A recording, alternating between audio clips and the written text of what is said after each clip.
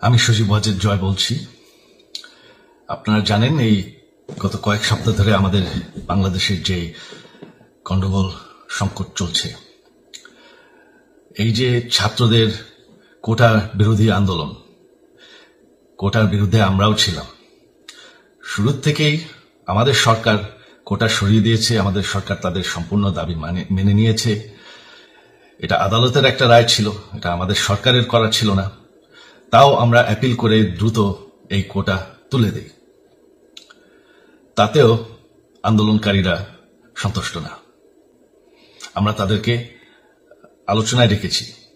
আমরা একটা judicial commission করেছি যে সংঘর্ষে যে হত্যাকাণ্ড হয়েছে সেটার বিচারের জন্য। অনেক পুলিশ অফিসার যারা অতিরিক্ত ফোর্স ইউজ করেছে তাদেরকে আমরা সাসপেন্ড করেছি। তাতেও এই আন্দোলনকারীরা সন্তুষ্ট নয়।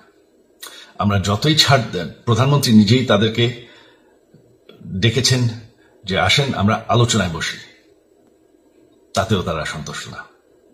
আমরা যতই ছাড় দিতে থাকি, যতই তাদের দাবি মেনে নিতে থাকি, তারা কিছুতেই সন্তুষ্ট না, তারা খালি দাবি বাড়িয়ে যাচ্ছে।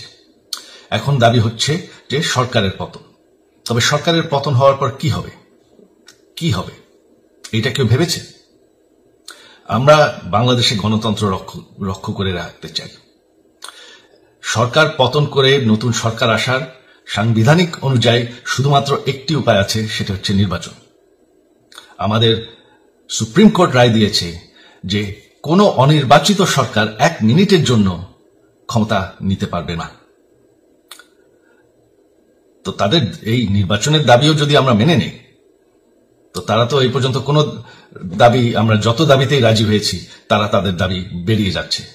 তার মানে কি, আমরা যদি এখন এই নির্বাচন সরকার পতনের দাবিও মেনে নেই, তারা তখন দাবি করবে যে না, এই সরকারের আন্ডারে নির্বাচন, এই নির্বাচন আমরা মানব না।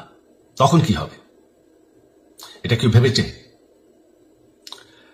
জানি আমাদের সেই সুশীল সমাজ আবার আলোচনা করছে সেই তত্ত্বাবধায়ক সরকারের অভিজ্ঞতা তো আমাদের আছে, আপনারা ভুলে গেছেন? সেই তত্ত্বাবধায়ক সরকারকে নষ্ট করে দেওয়া হয়েছিল বিএনপির আমলে ইলেকশন রিগ করার জন্য। তারপর যখন আরেক তত্ত্বাবধায়ক সরকার আসলো, দেশের কি অবস্থা হয়েছিল।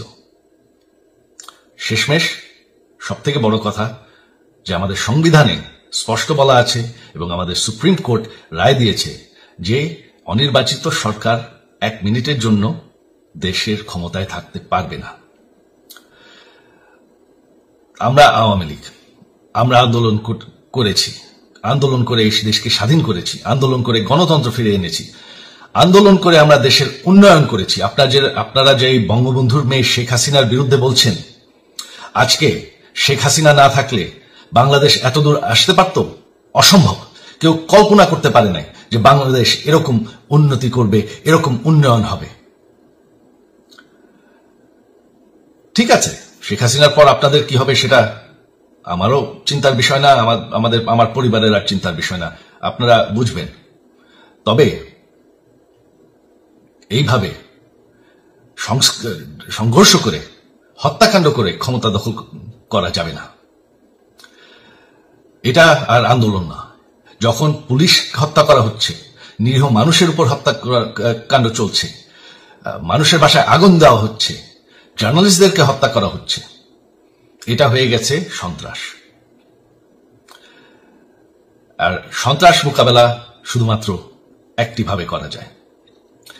আমার অনুরোধ, আমাদের ল এনফোর্সমেন্ট, আমরা অনেক ধৈর্য ধরেছি, তবে এখন আর এটা সহ্য করা যাবে না। ল এনফোর্সমেন্ট এজেন্সি, বিজিবি এবং কি আমাদের মিলিটারির প্রতি আমার আহ্বান যে আপনাদের দায়িত্ব হচ্ছে আমাদের দেশের মানুষকে নিরাপদ রাখা এবং আমাদের দেশকে নিরাপদ রাখা, আমাদের দেশের সংবিধানকে নিরাপদ রাখা, সংবিধানকে রক্ষা করা। তার মানে 1 মিনিটের জন্য কোনো অনির্বাচিত সরকার আমাদের ক্ষমতায় আসতে দিবেন না। এটা হচ্ছে আপনাদের দায়িত্ব। কারণ সেইটা হলে আমরা আবার পাকিস্তানের মতন হয়ে যাব। আমাদের যে 15 বছরের উন্নয়ন সব শেষ হয়ে যাবে। বাংলাদেশ এর থেকে আর কোনোদিন ফিরে আসবে না। আমিও সেটা চাই না, আপনারাও সেটা চান না।